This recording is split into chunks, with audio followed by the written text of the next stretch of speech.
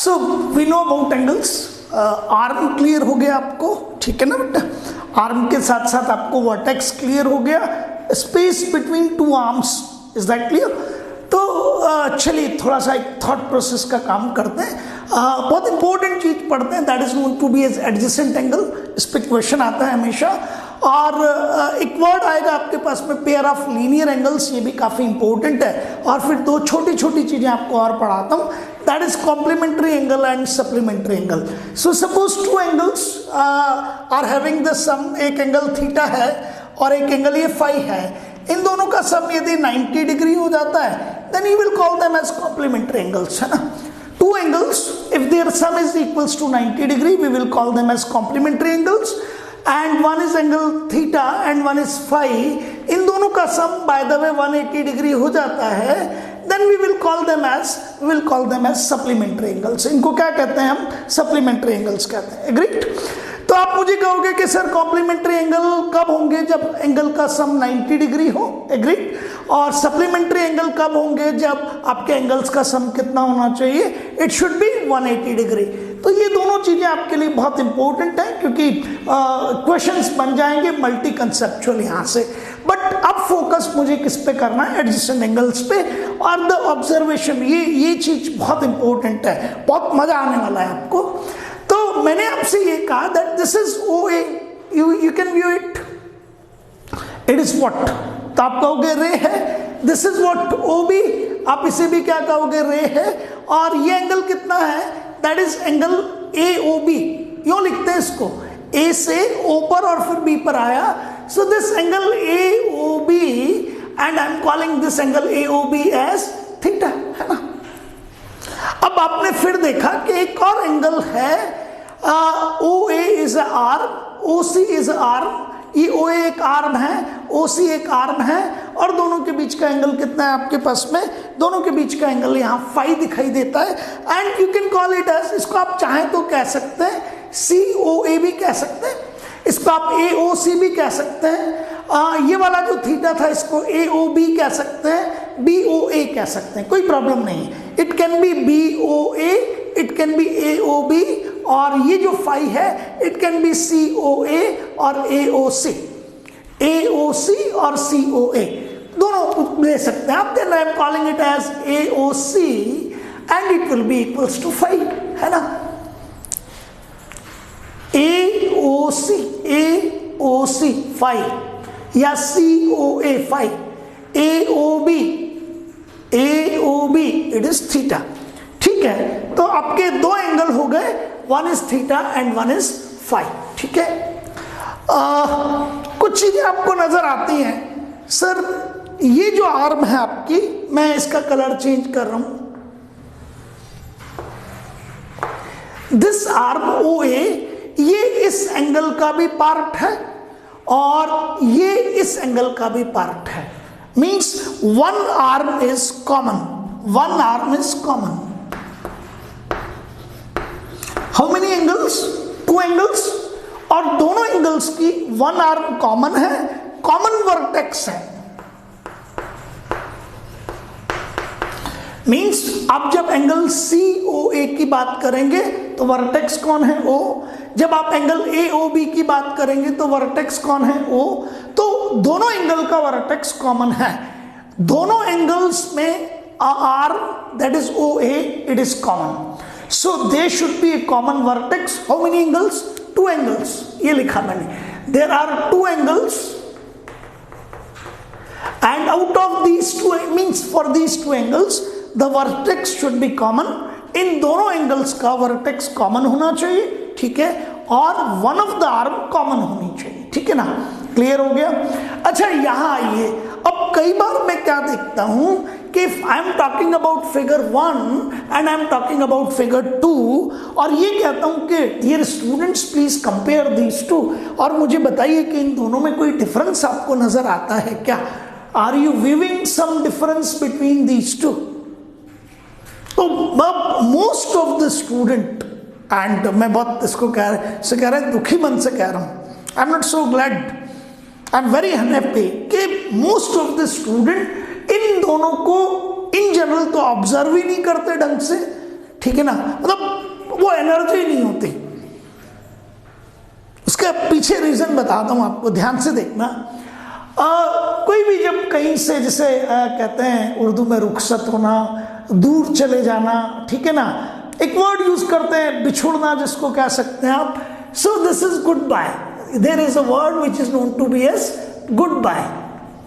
चलते हैं यार, अब देखते हैं क्या होता है, मिलेंगे नहीं मिलेंगे, गुड बाय। जैसे suppose you are saying someone that it is a final good bye, अब नहीं मिल पाएंगे, लाइक दिस, ठीक है ना, समथिंग बिछुड़ने को जिसको कह सकते हैं, you are moving apart, agreed. तो गुड बाय कहना किसी को भी अच्छा नहीं लगता, because it is a break, it is simply a breaking, nothing more than that. Suppose किसी के घर में डेथ हो जाती है तो you are saying final good bye, ठीक है ना, अंतिम प्रणाम जिसको आप कह सकते हैं। तो this good bye is not a good word, because ये किसी को पास लाने के लिए यूज में नहीं है, ठीक है ना। It's not going to be as a union, it's going out to be as what, separating apart. तो ये गुड बाय वर्ड अच्छा नहीं होता है। मैं वैसे ही एक बुक पढ़ रहा था जो स्टूडेंट की साइकोलॉजी पे थी, और पर्टिकुलरली मैथ्स साइकोलॉजी पे वो बुक थी। मैं उसका आपको एक किस्सा शेयर करता हूँ। तो I am not known to the name of that country जहाँ ये सर्वे हुआ, मैं नहीं बता सकता, लेकिन that is going out to be as, ये एक ऐसा सर्वे था जो इंटरनेशनल लेवल पे किया गया, और उसमें कुछ स्टूडेंट्स ने कहा कि सर जब भी मैथ्स की क्लास वाले सर बाहर निकलते हैं और गुड बाय कहते हैं, that good bye is excellent.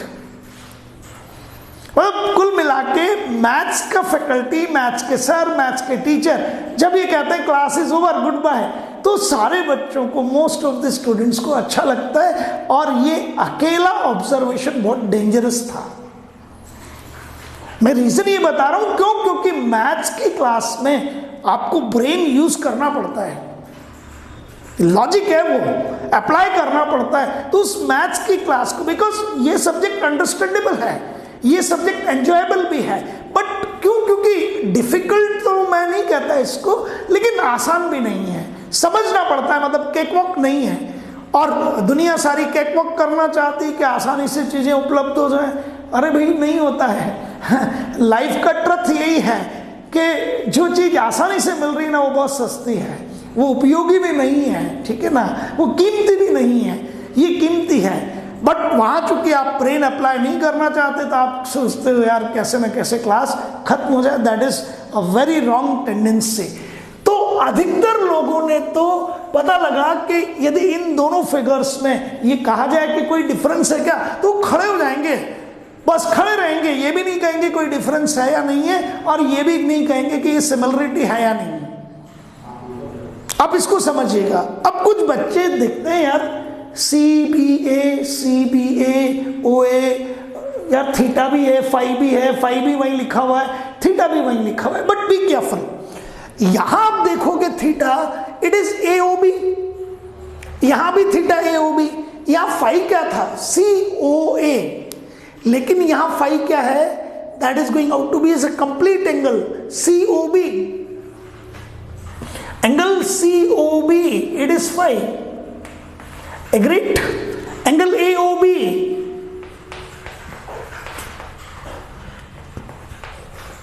ये एंगल का साइन है, यूं करके AOB, O वर्टेक्स से आपका वो बीच में आएगा इसी।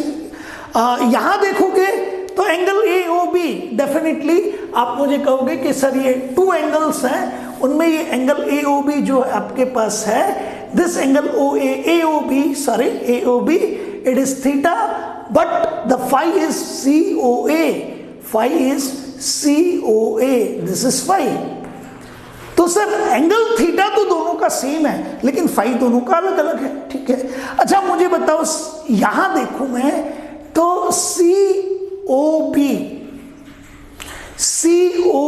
इसका एक आर्म तो हो गया आपका CO, और एक आर्म हो गया आपका OB। और एंगल OAB, इसका एक आर्म हो गया आपका OA, और एक आर्म हो गया आपका OB। तो आप मुझे कहेंगे कि सर फिगर 1 को ले लीजिए और फिगर 2 को ले लीजिए, तो 1 और 2 में आप कहेंगे कि सर वर्टेक्स O है। देखिए एंगल को, COB, AOB वर्टेक्स कौन है? ओ कॉमन है, ठीक है, बहुत बढ़िया। अच्छा, इसका एक आर्म OB है और इसका भी एक आर्म OB है, तो one of the arm is common. तो इन दोनों फिगर्स में ये तो कंफर्म हो गया कि सर जो दो एंगल आपने लिए हैं उन दोनों के वर्टेक्स कॉमन है और उन दोनों में one of the arm common है, ठीक है। लेकिन अब देखना कि ये आपका OA आर्म है और इसके राइट साइड पर कॉमन आर्म C/A लिख रहा हूं, है ना बेटा, ध्यान से समझना। तो ये जो कॉमन आर्म OB है, यहां कॉमन आर्म कौन था? तो यहां कॉमन आर्म था OA, ठीक है। तो कॉमन आर्म पर बैठकर देखिए कि बचे हुए आर्म्स कौन से हैं दोनों एंगल्स के, बहुत ध्यान से समझिए। चलिए अब आपको ऑब्जर्वेशन पे अभी लेके आता हूं। ये तो क्लियर हो गया कि हमारे पास एक आर्म कॉमन हो गया, हमारे पास वर्टेक्स कॉमन हो गया। तो यहां लिखा मैंने वर्टेक्स को तो O हो गया common,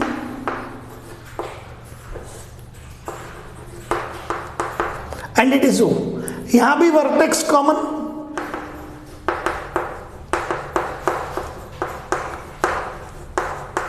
and it is O।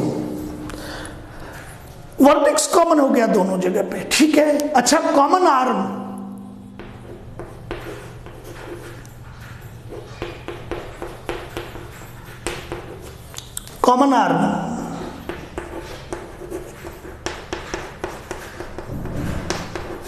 That goes out to be as. यहां है OA और यहां कॉमन आर्म है OB, ठीक है। अब देखिए angle theta, and this is AOB, और angle phi, this is angle AOC।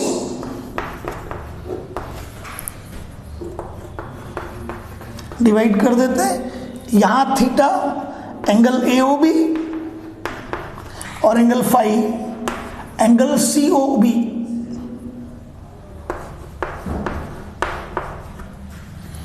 Arms कौन कौन सी हैं? OA एंड OB,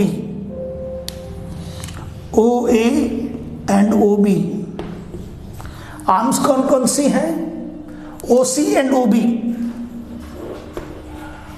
कॉमन कौन है? OB। यहां देखेंगे तो आर्म्स कौन कौन सी हैं? OA and OB। यहां आर्म्स कौन कौन सी हैं? OC and OA, OC and OA। ये कॉमन आर्म है आपकी, ये OB, ये कॉमन आर्म है आपकी। कॉमन वर्टेक्स, कॉमन आर्म, ठीक है। अब बची हुई आर्म को देखो, OB रिमेनिंग आर्म OC, ये कॉमन आर्म, ये इसका रिमेनिंग, इस एंगल पे देखो,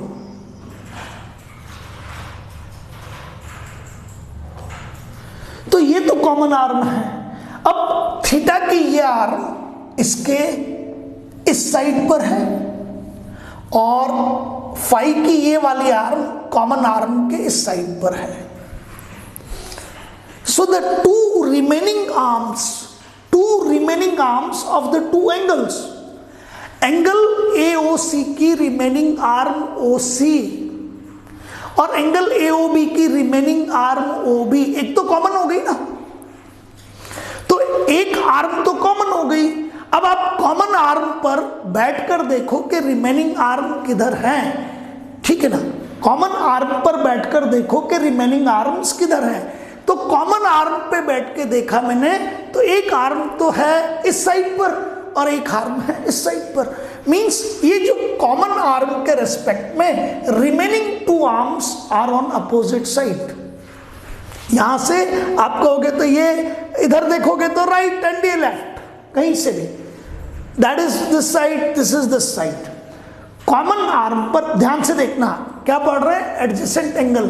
एडजेसेंट एंगल के लिए वर्टेक्स कॉमन चाहिए, एडजेसेंट एंगल के लिए वन आर्म कॉमन चाहिए। तो आपने कहा सर वन आर्म कॉमन हो गई OA, आपका O वर्टेक्स कॉमन हो गया। अब कॉमन आर्म पर बैठकर देखा तो रिमेनिंग 2 आर्म्स जो थी उनमें से एक आर्म एंगल फाई की और एक आर्म एंगल थीटा की, क्योंकि एक तो कॉमन हो गई।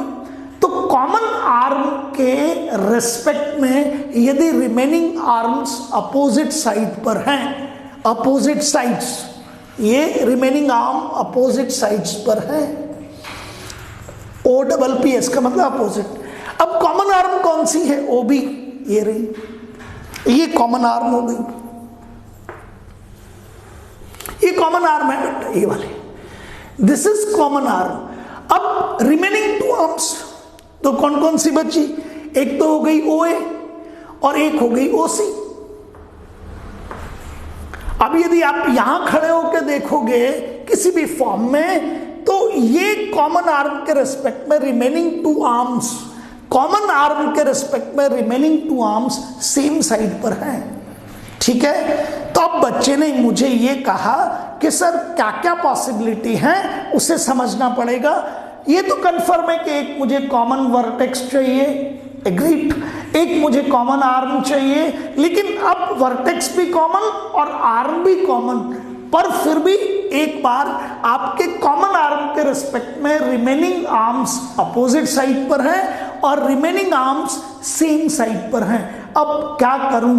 तो मैं कहता हूं कि इस केस में जब आपकी रिमेनिंग आर्म्स अपोजिट साइड पर हों तो आप एडजेसेंट एंगल बोलोगे। तो यहां थीटा और फाई एडजेसेंट एंगल्स हैं। क्यों? क्योंकि कॉमन आर्म के रेस्पेक्ट में रिमेनिंग आर्म्स अपोजिट साइड में हैं। कॉमन आर्म के रेस्पेक्ट में रिमेनिंग आर्म्स अपोजिट साइड में हैं, लेकिन यहां कॉमन आर्म के रेस्पेक्ट में, कॉमन आर्म के रेस्पेक्ट में रिमेनिंग आर्म्स, कॉमन आर्म के रेस्पेक्ट में रिमेनिंग आर्म्स आपकी सेम साइड पर हैं। तो ये थीटा और फाई आपके एडजेसेंट एंगल नहीं होंगे। Is that clear? तो क्या क्या ऑब्जर्व किया हमने? सर कितने एंगल होने चाहिए? 2, एग्रीड। उनकी एक आर्म कॉमन होनी चाहिए, एग्रीड। उनका वर्टेक्स कॉमन होना चाहिए, एग्रीड। लेकिन कॉमन आर्म के रेस्पेक्ट में जो रिमेनिंग आर्म्स हैं वो अपोजिट साइड पर होनी चाहिए। यहां कॉमन आर्म के रिस्पेक्ट में रिमेनिंग आर्म्स अपोजिट साइड पर हैं, that's why these are adjacent angles. यहां कॉमन आर्म के रिस्पेक्ट में रिमेनिंग आर्म्स अपोजिट साइड पर नहीं है, सेम साइड पर जा रही हैं, तो ये एंगल्स थीटा और फाई आपके एडजेसेंट एंगल्स नहीं होंगे। Do you agree with me? तो ये एक बड़ा कंसेप्ट था और आपको अब ये क्लियर हो गया।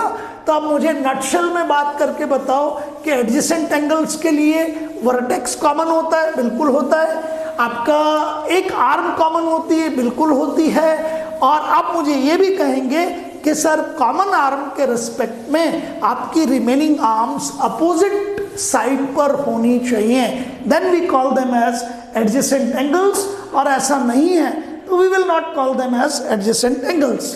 चलिए एक क्वेश्चन करते हैं, क्वेश्चन नंबर 1।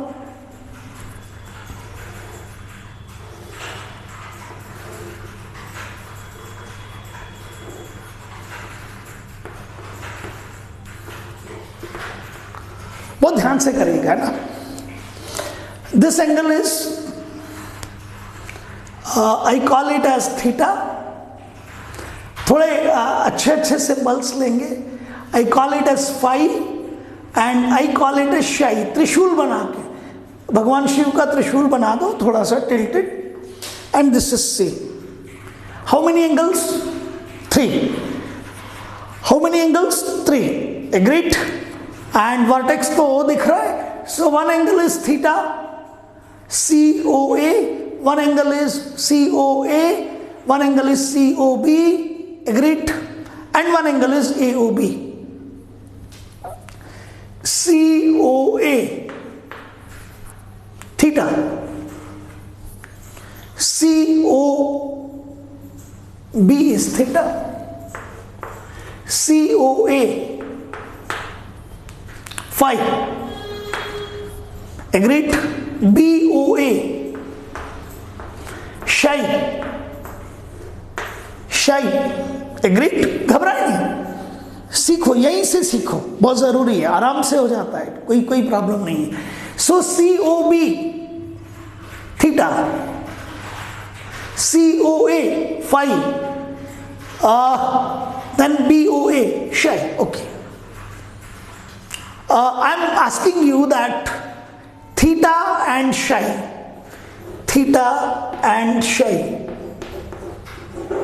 are adjacent.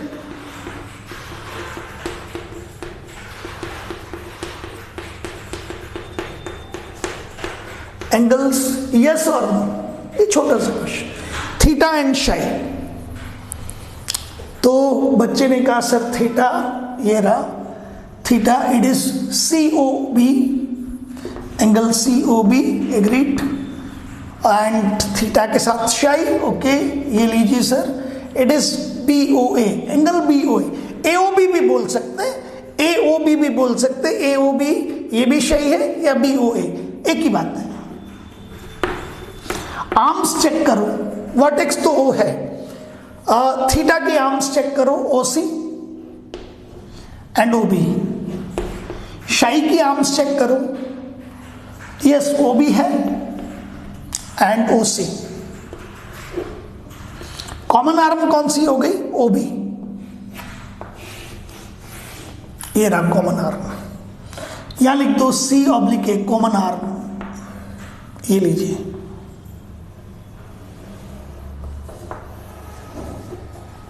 बहुत बढ़िया, बहुत. अब ये कॉमन आर्म है, बची हुई आर्म कौन सी है? एक तो आर्म हो गई आपकी OC, ये रही, और एक आर्म हो गई आपके पास में वो theta, where it is COB, sorry, OC and OB, agreed. It is OC and BOA, तो it is BOA, OB and OA, agreed. ठीक है. BOA, one is OB and one is OA. So OB is a common arm, है ना? OB common हो गया. अब remaining arms कौन कौन से? एक तो OC और एक हो गया OA. तो कॉमन आर्म पे बैठो, कॉमन आर्म पे बैठ जाओ जल्दी से, और कॉमन आर्म पर बैठकर आप किधर जाओगे? ये रहा कॉमन आर्म, OC पे चलो तो यूं जाना पड़ेगा, और कॉमन आर्म पर बैठकर OA पे चलो तो यूं जाना पड़ेगा. ये डायरेक्शन ये वाली है, इट इज एंटी क्लॉकवाइज, है ना, और ये आपकी क्लॉकवाइज. घड़ी की सुइयां ये यूं थोड़ी घूमती हैं, घड़ी की सुइयां तो ये एंटी क्लॉकवाइज, घड़ी की सुइयां यूं घूमती हैं तो ये क्लॉकवाइज. तो अपोजिट डायरेक्शन हो गया. कॉमन आर्म पर बैठे, आर्म्स को, रिमेनिंग आर्म्स को चेक किया. कॉमन आर्म कौन सा था? OB. अच्छा, एंगल BOA ये रहा, इसका एक आर्म OB, एक OA, ये रहा. COA ये रहा आपके पास में, this is going out to be as angle of COB, ये रहा थीटा, इसकी एक आर्म OB और एक आर्म OC. ठीक है, ये कॉमन हो गया. कॉमन पे बैठ के इधर गए और इधर गए, opposite direction. Yes, these are adjacent angles, These are adjacent angles. Theta और आपका जो psi है ये एडजेसेंट एंगल्स है, बिल्कुल है. ठीक है. यदि मैं कहूं phi and psi,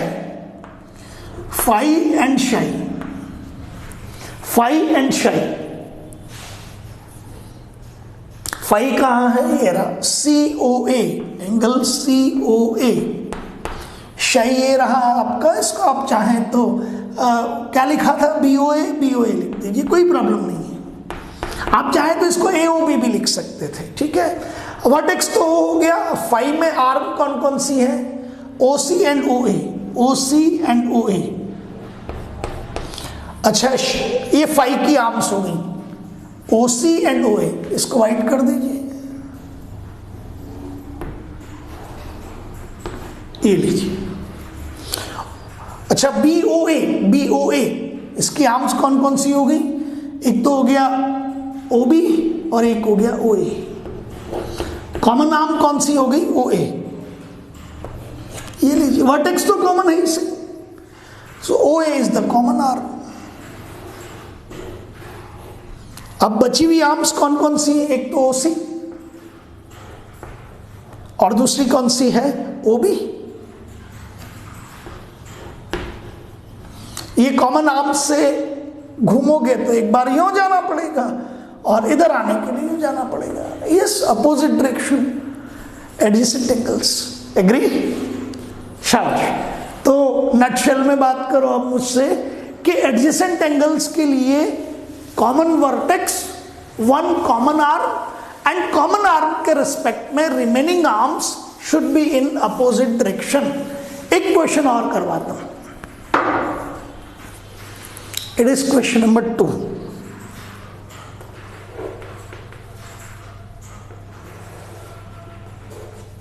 O A,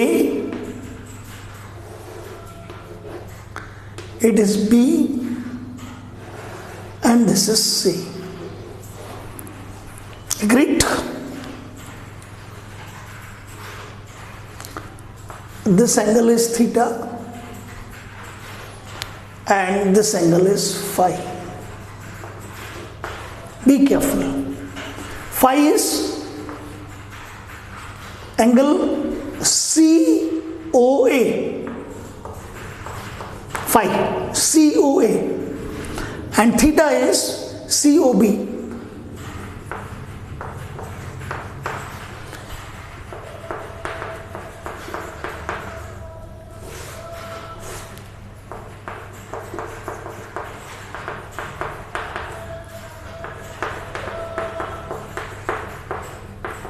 We will have to see कि एडजेसेंट एंगल्स है या नहीं है।